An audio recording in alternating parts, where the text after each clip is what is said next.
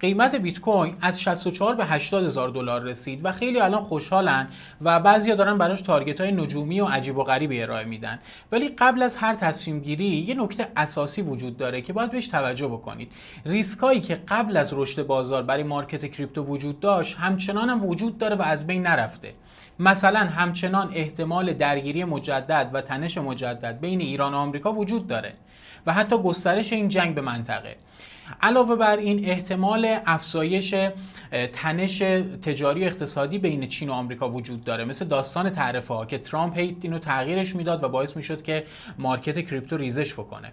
علاوه بر این احتمال افزایش نرخ بهره فدرال رزرو و بقیه بانک‌های جهانی هم همچنان وجود داره و این از بین نرفته. در کنار همه این موارد یه ریسک دیگه ای رو هوش مصنوعی ایجاد کرده. یکیش اینه که نقدینگی رو از بازارهای دیگه مثل بازار کریپتو جمع کرده برده سمت خودش. یعنی پروژه های و شرکت هایی که در سالهای گذشته میمدن روی پروژه های کریپتویی سرمایه گذاری میکردن، الان پولشون رو بردن توی حوزه هوش مصنوعی و ای آی، دارن روی شرکت های اون دسته سرمایه گذاری میکنن. پس نقدینگی تو این بازار کم میشه.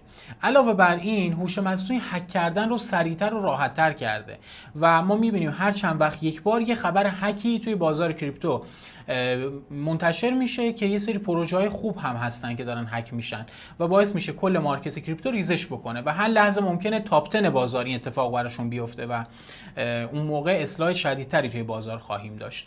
اینها رو نگفتم که در نهایت نتیجه گیری بکنم که مارکت قراره بریزه. اتفاقا به نظر من میتونه این رشد ادامه دار باشه ولی نه به سرعت. یعنی از اینجا مثلا مستقیم بریم تا 150 هزار دلار، این اتفاق رو من بعید میدونم بیفته، ولی این رشد رو ادامه دار میدونم. ولی این نکات رو گفتم که در تصمیم گیری های خودتون لحاظ بکنید و صرفاً بر مبنای هیجان و فومو و یه سری تارگت های نجومی که بعضیا دارن ارائه میدن تصمیم گیری نکنید که بتونید سرمایه گذاری منطقی تر و ایمن تری داشته باشید. مرسی از توجهتون.